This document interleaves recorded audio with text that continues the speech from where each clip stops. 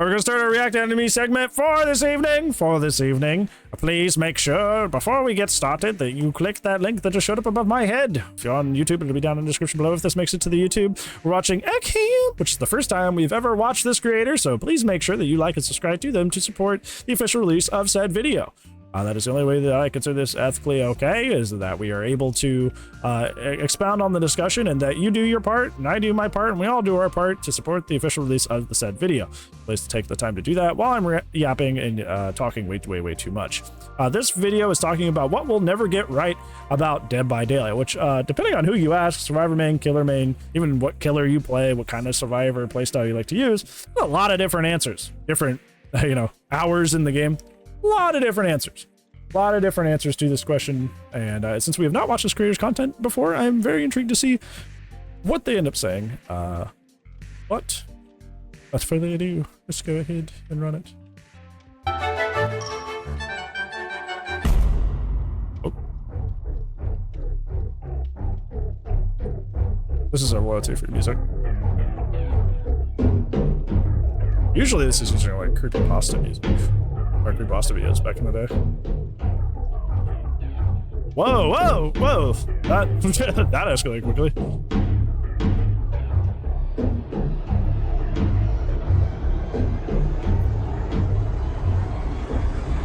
Midwich? What's wrong with Midwich?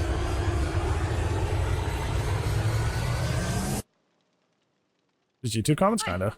Hi. Hello. Hi, Eggham. Here, hold on. Let me move my dumb head. From DBD Twitter. Sorry, I'm no expert on sociology or psychology, but I have been on DBD Twitter long enough to know that we probably will never taught those classes though. They never needed me to. In a thoughtful and nuanced way. But I'll get into why shortly. I'm here to talk about how we talk about DBD and why we do it so poorly.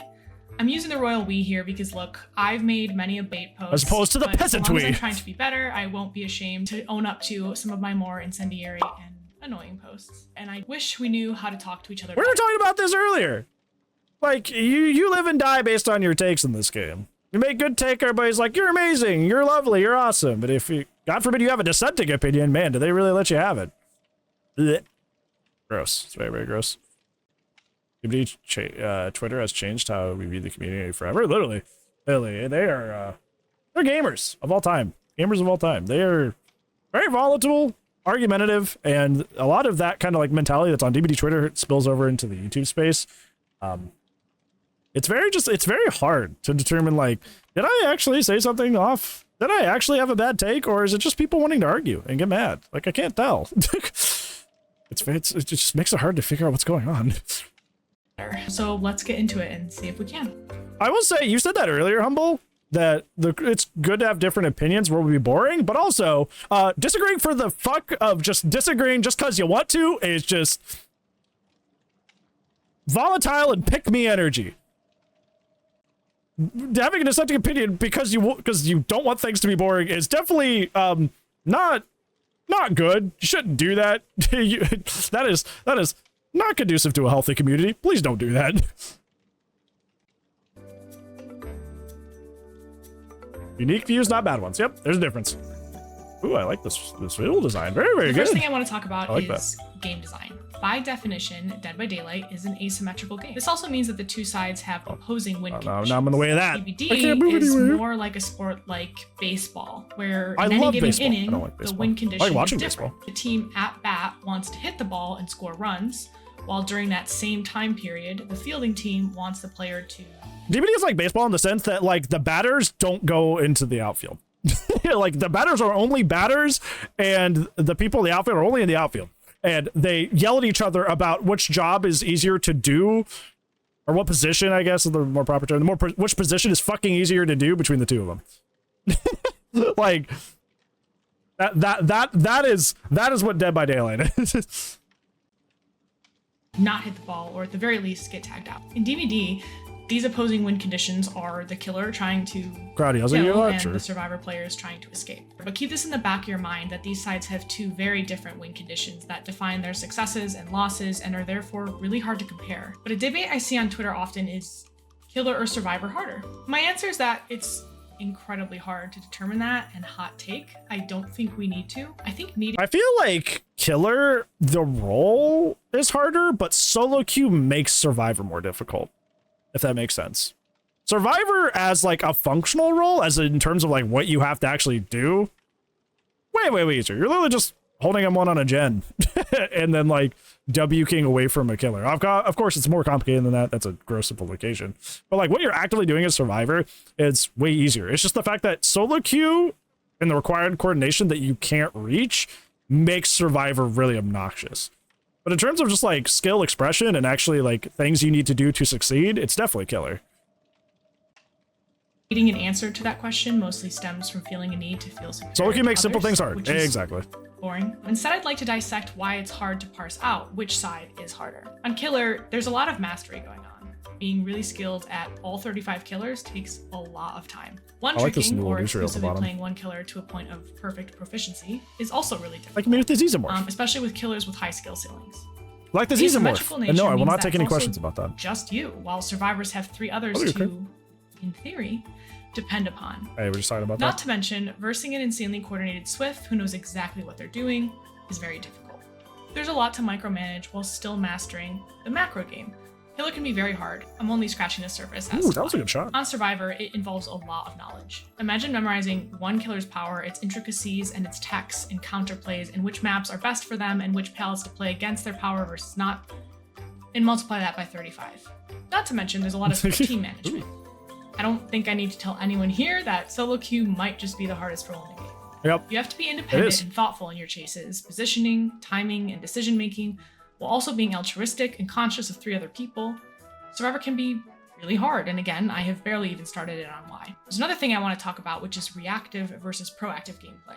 Your instinct might first be that Killer is all reactive. If a survivor vaults, then I'm going to go to the other side of the window. If the survivor drops the pallet, I'm going to break it. The survivor sets the metronome, I follow the tempo. It might seem like Survivor is all proactive. Matter of fact, specifically with the Xenomorph, you have to do so much proactive play. I didn't even think about this until like we were watching this video. It's like, because of the fact that the tail attack stops when it hits collision, I have to be very proactive about what tail attack I'm going for when and where. Because doing reactionary tail attacks, like you just are going to trip on everything in the environment. Objects are bigger than they appear. So you can't, like, correctionals, that's why I get so jazzed about correctionals, even though, like, the, like, technically, like, a lot of the other stuff I'm doing is more difficult to pull off, because, like, doing that last second, because of the way the collision works, and the way it interacts with the tail is just, like, nasty. So if I'm able to last second react and still get the tail attack, I'm like, whew. It's just... I never realized how much I really think about, okay, I'm going to move them this way and then go for the tail attack, and how much that, like, that's a plotted thing for me until that was stated.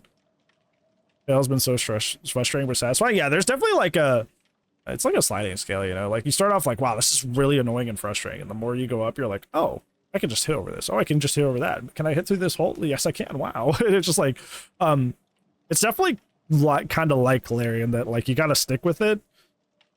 And then when you stick with it, you're like, oh wow, I can actually do a lot here. Like even here in this situation that we are paused on, like Xenomorph downs them quicker than Slinger in this aspect. Of course, if you're not good at Xenomorph yet, you're probably gonna like hit the side of the corner of the pallet here. You're not gonna know to shoot between this rock to go even attempt this shot. But once you start playing them more, you're like, okay, I'm starting to see the vision. I'm starting to connect the dots that I can hit that. And I will hit that, you know? People on Dead by Daylight Twitter will be quick to say, well, a 4-person Swift with comms, toolboxes, flashlights, boons, meta perks, and a map offering is basically a free win. Very concerned. No skill. I was like, huh? And sure, I think that's a valid thing to feel, but then also a slowdown / aura reading nurse with a midwitch offering and her best add-ons is also kind of a free win. So that isn't the best argument. As a side note, I also think it's funny how as Chaos Shuffle showed us, perk reliance in general is boring. Bring it back. Anecdotal data is slung around on DBD Twitter. Don't get me wrong, I'm not trying to discount that maybe you lost the past 10 games in a row exclusively to background player, or you played 8 nurses in a row and they all bled you out. But behavior is infamously stingy with their data, so the fact that we try to use our own anecdotes as some kind of objective statements on the game drives me nuts. We were doing that earlier, huh? there was a debate that happened in chat. A lot of people were like, well, in my match this happened, or I just faced this person, this happened. Oh, well, in this match that happened when in 1949 this happened. That was happening earlier. That exact thing they're talking about.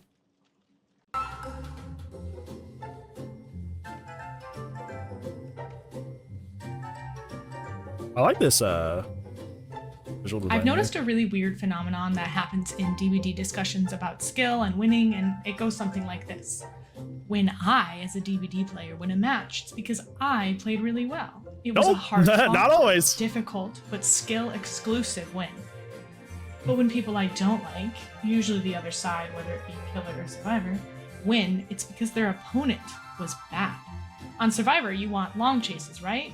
I've posted a handful of times in my content creation tenure a video where my chase was long. If I went down quickly in that chase, it would have been said that I played badly. But when I have a long chase, someone would say that the killer played poorly. Notice how in neither scenario did people concede that. This gives like the worst. This gives like the worst opinions about the game, period. And it's why like DBD Twitter, DBD YouTube comments are just like so all over the place. Because like if you're playing at like low MMR and you're fairly new to the game, you're in your first like 100 hours, yeah, you're probably able to do snowball really easily with Trapper because they don't even know to look down yet. So that's where you get weird takes like, oh, Trapper's not as bad as people say they are, you know, because like they're like, oh, well, my personal experience, like I did good at Trapper, so ergo Trapper is good. Like that's not how that works. That is not how that works, like at all, not even remotely. And of course, people do the same on vice versa side. Like if you know I face a bad nurse who doesn't know how to play the character yet, and I lead them on like a 3-gen chase, clearly nurse isn't as good as people think that she is. It's like no, that person's just not good at the character yet. But like you don't know how to contextualize why things are happening, so you make sweeping judgments about the game because of like these little anecdotal experiences that you have. Now, is the impression still important? Absolutely. Is the impression still important? Absolutely. But like, you have to contextualize why you're getting that impression and how much credence there is to that, right? Instead of just saying, well, this is how things are, and I know better than you.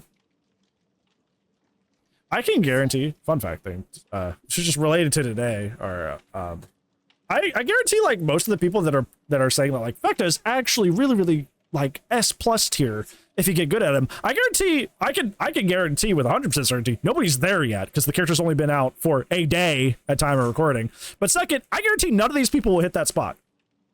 There'll be like committed streamers who will. There'll be people who love playing this game, plays the game a lot who will.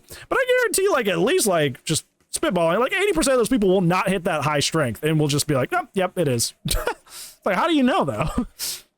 Which is a logical fallacy. My friend Arugula Fieri so brilliantly referred to it as Schrodinger's skill level. Schrodinger's skill level. This is what I was talking about. Like literally yesterday, somebody was like, I loaded up on Vecna, and I was like, I'm not really sure where he places. Like this seems kind of odd. And then somebody's like, well, actually they're good. And my response was like, this is like Schrodinger's cat. Like you could say, oh, well, like, yeah, if they're very, very highly skilled, they're really, really good. But like it's at that point, it hadn't even been 24 hours. You can't prove that. You can't. Just like how I can't prove that, you know, they're bad. Not that I want to. I think they're very solid killer. I can't prove that they're bad because it's not at that point. It hadn't been 24 hours. Just like that person could not make such an audacious statement that like, oh yeah, objectively, if you had just been good at the character, they would have been like triple S tier. Like that. No. We both don't know because it's too fresh. That's amazing, dude. But it's not actually called that. But thanks to Reddit and NutDBD on Twitter, go follow him, we were able to come up with what might be the most accurate logical fallacy for this situation, which is a variation on the fundamental attribution error. According to Harvard, the fundamental attribution error refers to an individual's tendency to attribute another's actions to their character or personality, while attributing their behavior to external situational factors outside of their control. In other words, you tend to cut yourself a break while holding others 100% accountable for their actions. Yeah, that's not even just a problem with like DBD. That's a problem with just like life and people, man. Oh, if I do it, I'm just under a lot of pressure and I'm not responsible for that. But like if somebody else does it to you, you're like, I hate them. They're the worst and they're terrible. Like, it's a double standard. That's a life people thing, which is. This brings me to the point of this section of this video. How can we possibly ever conceivably? I just realized this whole game, or this whole match, we left the others. We left the little Grinzio behind. He's been over there the whole time, like, hey guys, you forgot something. Guys, help. Scientific way of determining if a win was purely from skill in Dead by Daylight. There are probably 100 different factors and variables. The killer chosen, whether it's Swift or solo usefulness, add-on strength, the RNG of the map, whether a player's wireless mouse ran out of battery. I'm gonna say this, and you're never gonna unsee this once you see it, and I don't mean this in any way negative in any way. I get like we're doing the cool gamer light thing in the background, but you guys remember in Target back in the day, like the way old Targets were designed, where they had the lights up at the ceiling? Looks like the inside of an old Target back there in your background, just saying. That was chosen cosmetic blended layer mentality. Oh my god, the food court seat, I remember. DoorDash got there right as he loaded in. A win comes from all combinations of things. Say you're playing Bubba. You down a survivor in a dead zone, and the other 3 come rushing in to try and flashlight save, so you mow them all down. The game is over in about 45 seconds. There wasn't really any skill expression on your part, the survivors just made some terrible choices. Was that win really skillful, or did the survivors just play badly? Well, the worst frames, it's tactical. I'm doing it on purpose. Is that? What if, in any given game, I make a few mistakes, my opponent makes a few, less pallets spawn than usual, and then halfway through my router stutters? I wouldn't use any of that to discount my opponent's skill. Maybe they had a bad game or sneezed at the wrong moment. Maybe I did really play well, or they did. How many times are we doing the match reviews, and like they get the 3 or 4K by 1 gen, but I'm like, okay, here's like 5 things you did wrong. You know, like how many times does that happen? Like you got the results, but I'm like, wow, that needs a lot of improvement. Happens a lot, doesn't it? Yeah, you got the 4K at 1 gen, but like, you need some serious improvement, buddy. Happens all the time. All the time. Yeah, capitalism. Us versus them, yeah. Human nature, go there. In psychology, there's a fundamental but important terminology called in-group versus out-group. According to Westchester University, an in-group is a group to whom you, as a person, belong, and anyone else who is perceived as belonging to that group. In-group members have positive views of each other and give each member preferential treatment. An out-group consists of anyone who does not belong to your group. You might have heard this referred to as us versus them. Humans, at our core, are extremely tribalistic and have difficulty empathizing with the out-group. Worse still, social media preys on this. Twitter at its core... Which is funny, too, because you would think after, you know, like, you know, thousands and thousands of years of, you know, us actually, you know, evolving and trying to create society over just acting like animals, that we would be past this at this point. But some things, they never change. War never changes. Yeah. I think it's one of those things where it's like, yeah, it's like the pancakes and waffles things. I think, like, I'm gonna say this, and this is coming from the teacher perspective, right? And I know I bring it up a lot, but you know, it's a perception in which I see the world. I think a lot of times when, like, I'd have students that would have like really like bad facts that aren't true, like just like things that are just like, you know, just not correct in any way, shape, or form, or like really bad worldviews. Often a lot of people would just like, once they graduate, they would just like go into spaces that like insulated those opinions instead of having to grow. That's why like the high school experience is so pivotal, because you have to not only like teach them the subject matter, but you also have to be like, hey, don't do this, that's bad, or hey, don't carry this like misconception about the world into real life, or that'd be like something factual or something that's more like a just how to treat people sort of thing. And if you don't catch that, a lot of kids just kind of like go into spaces that support like that are like-minded to them, even though they're incorrect, and continue to foster those ideas, which is unfortunate. It's very, very unfortunate. So I just, I think that's kind of like the idea of like what they're something similar to aid credence to what they're talking about is like definitely the DBD community and just like social media in general does that a lot. I mean, obviously, this isn't new or new to social media. Obviously, we've had that for as long as we've been a thing, right? An old reference that we have made before is like flat earthers with this, like flat earthers. The flat earth theory and flat earthers in general they have a high populace, right? There's a lot of them. There's a lot of them because despite the fact that they're horribly incorrectly wrong, they congregate together and they all nod at each other and go, yeah, we're right. Yeah, we're right. even though the last time we thought this was like back in the Dark Ages. And even then it wasn't like universal. So it's like they just all sit in a circle. Yeah, we're right. Yeah. And it's just silly. Earth is a ball. Wait, it's New Orleans? People want to feel, A, superior at Dead by Daylight than others because it feels good to feel good and skilled, and it makes the little dopamine receptors and monkeys in our brain clap their cymbals together, and they want to feel like they belong. We are biologically... How many characters... Sorry, let's get to you, pause. How many characters have you seen that somebody play who is, like, realistically very low effort, very low skill floor, that people are like, no, actually, there's the touch the butt tech, and if you go around the corner tech, like you do that, it's actually super skillful. In reality, they're playing like a super chill killer that like doesn't require a lot of thought, but like that's fine because like, you know, play characters that make you happy. And especially if you have a long day at work, you perhaps not want to put as much effort into like a crazy tail attack or like the stress that like Larry puts on playing a game, right?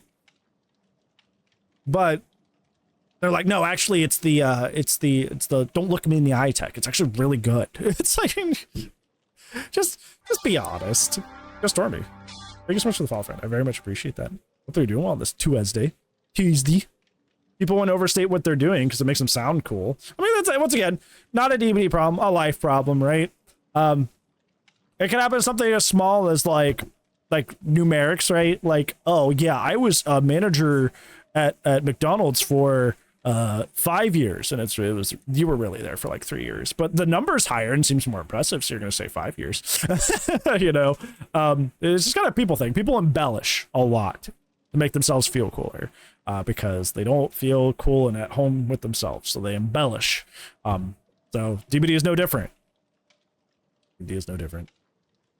One of the last things I will say is that we should give each other grace. Not all DBD critiques are approached with logic or facts, and surprisingly, that's okay. One of the biggest pain points in the DBD community right now is tunneling. I think most reasonable people admit that tunneling is a very strong but very valid strategy. The problem is being tunneled, for most survivors, doesn't feel good.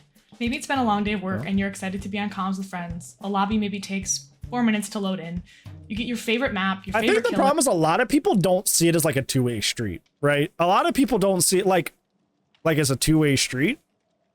Like, tunneling doesn't feel good. You don't have to like it, right? You don't have to like it. Just as much as you have a right to play a certain way, you also have the right to not enjoy the way somebody plays. It's a two-way street. If you don't like Sabo plays, and like Sabo plays are the bane of your existence, and they just make you mad every time they happen, that's fine. You can feel that way. It's okay.